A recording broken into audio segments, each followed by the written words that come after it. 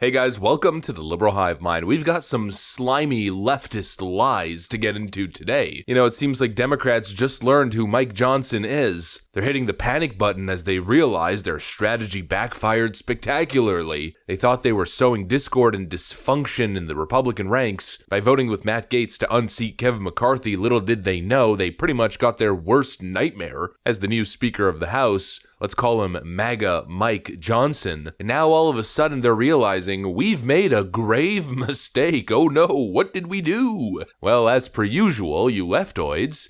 Congratulations, you played yourself. You played yourself, stupid. And now all of a sudden, the media campaign begins. The alarm bells are ringing. And now we're seeing exactly why the left is so incredibly scared of Speaker Mike Johnson. Newsflash. These outraged leftoids are doing what they do best, acting like a bunch of bigots. And of course, spreading fake news and bullshit propaganda. Let me show you guys exactly what's going on. We got some stuff to get into, so let's roll the tape. Alright folks, so it's no wonder why they can't stand Mike Johnson. It's no wonder why they're feeling such incredible regret and fear after Mike took the position. I am a Bible-believing Christian. Someone asked me today in the media, they said, it's curious, people are curious, what does Mike Johnson think about any issue under the sun? I said, well, go pick up a Bible off your shelf and read it. That's my worldview.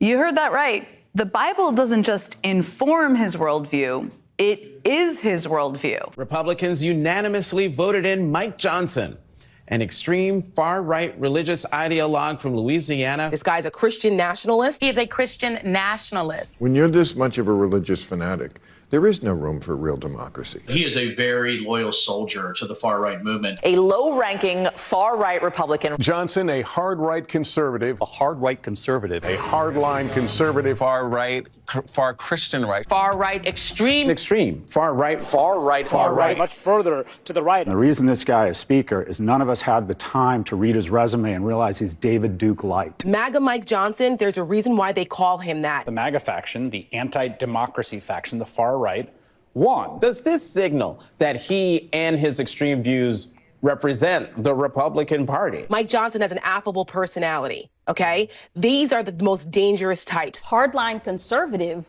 but palatable. He will say the craziest things with just the most mild-mannered milquetoast tone. He had, this Ned Flanders vibe. Jim Jordan with a jacket and a smile. Jim Jordan with a jacket and a smile. It was very clear that he was, despite that Ned Flanders vibe, a fire-breathing conservative. Johnson is more dangerous than Donald Trump because Johnson actually wants to make America into a Christian theocracy. I use the word bigot pretty accurately, I'd say. Mike Johnson, far-right, Christo-fascist. Oh no, he's Christian, he's religious. He's the worst thing to ever happen. Really, I mean, when did this kind of BS start? Being religious is somehow a bad thing, being part of the major religion that was a core tenet of the founding of the nation is somehow dangerous. It's this dangerous ideology that we're now fear-mongering with. How utterly ridiculous. The left will stop at nothing. They've got nothing on this guy. Mike Johnson, he's relatively new to Congress. I think he was elected back in 2017. He never really had a public profile, let's say, kind of keeping his presence on the down low. He's got a stellar track record when it comes to voting. He's got very clear stances, and yes, they are based in his religious views, but none of it's scary. I wouldn't say I'm particularly religious. I just simply wasn't raised that way, but I'm certainly not an atheist and I believe in something. And even though I haven't ascribed to any particular religion, I do share most religious values. And when it comes to politics, whether it be pro-life, the list really goes on. I do align myself mostly with the religious crew in terms of my ethics and my values. Essentially, the point that I'm trying to make is I pretty much have most of the same stances as Mike Johnson. I think most of it is common sense, traditional values, ethics, doing the right thing, living a proper life, protecting the sanctity of life. I think that's a really important thing as well. I don't even know if we should really classify these stances as theocratic or religious or faith-based, because a lot of people who aren't deeply religious have pretty much the same values. There's nothing controversial or scary about Christian values. Like I stated earlier, they're kind of the core tenets of American society. I mean, it's the fabric of American society, at least the American society that used to exist and that made the nation great. But the left, of course, turns everything political. And so what are they going to do? They're going to fear-monger as if Christian right-wing nationalists, those are real scary people. You know, I've looked over Mike Johnson extensively. There's nothing scary about it. The only thing that's scary is that most likely him in the leadership position is going to cause some sort of Republican alignment where people kind of come together, finally. Most likely we're going to see some strong leadership for once,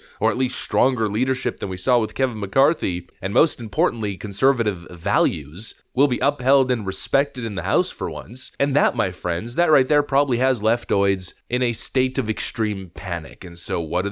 They do what they always do when their back's against the wall, act in such bigoted nature, pushing ridiculous hit pieces, fear-mongering framing and narratives as if he's this, scary religious fundamentalist guy, when really he's very much just a classical conservative who has deeply held religious values. That's probably a good thing. I don't understand where this idea came from that religion is somehow a bad thing. Are there certain negative elements, interpretations of certain religions that create, extremist fundamentalism? Absolutely, that happens. Do we see some people take advantage of religion and become false prophets or for-profit preachers? Yeah, of course. There's negative anywhere you look. But religion as a whole is the only reason we are where we are. The cultural set of ethics that was set by religion, through religion, is the reason we have civilized society today. The idea that religion is somehow a bad thing or that religious people should be feared is absolutely insane. White Christian people, the most demonized people of America, are some of the nicest, most generous, hospitable, undoubtedly ethical people in our society. I'm not scared of Mike Johnson. I applaud Mike Johnson. And the idea that he's religious, the idea that he has faith and he is faithful to it, faithful to his ideas, to his family, to his community, to upholding a certain moral code and living a good Christian life, I view that as a positive. I view it as we probably need more of that today and probably less of the nonsense that we see in Hollywood. Let's be real, the borderline, if not,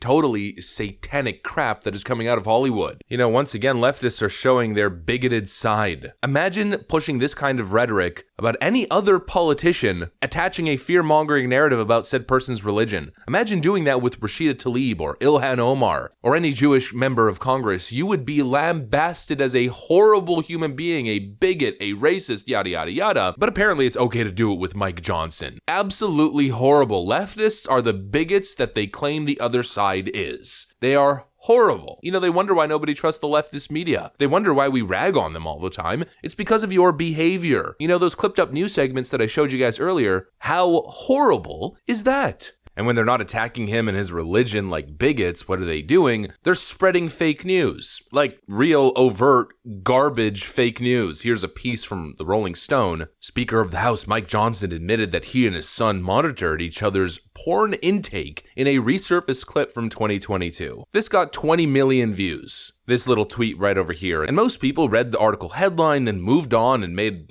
whatever assumption you could be led to believe by this ridiculous article framing. But the reality, however, is something I'd argue a lot more wholesome, and again shows the type of person that he is and the type of family that he's raising. Because there are some good things with technology, of course. The Bible apps we all love, we broadcast our services, on our social media, and there's some very positive things, but there's also, as Clint's pointed out aptly, some really dark things. So Covenant Eyes is the software that we've been using a long time in our household. I first learned about it at, I think, a Promise Keepers event in the early 2000s. I think it was developed in about the year 2000. But it's the largest accountability software that there is, and there's some paperwork out there on the table that I think everybody may have picked up on the way in. If not, go get it. It's a subscription-based, we don't make any money on this. I'm telling you, we use it, okay? I'm endorsing it because I'm a user. It's about $15 a month, $16 a month, something like that. And you get up to 10 devices. And what it is accountability software. So men in a church, men's Bible study groups will do it. That's how it's presented at Promise Keepers. But they also mention, hey, when your kids become teenagers, especially if you have boys, dads, they're talking to the guys at this event, you might want to think about doing this with your sons. And so we've been doing that. And so what it does real simply is it has an algorithm and software. It's way above my head how it works, but It scans, you obviously opt into it, but it scans all the activity on your phone or your devices, your laptop, tablet, what have you. We do all of it. And then it sends a report to your accountability partner. So my accountability partner right now is Jack, my son, right? And so he's 17. So he and I get a report of all the things that are on our phones or all of our devices once a week. If anything objectionable comes up, your accountability partner gets an immediate notice. I'm proud to tell you my son he's got a clean slate, all right? Yeah. But we get a report and it says, hey, no activity of concern, and it's really sensitive. It'll pick up almost anything. It looks for keywords, search terms, and also images, and it will send your accountability partner a blurred picture of the image. You know, they framed it as if he's some sort of creep, looking at adult entertainment with his son, monitoring each other's tastes and, what they're looking at. Like, what kind of fake news, clickbait garbage is that? The reality is they use an app to monitor their child's internet usage as he's a minor and they care about his development.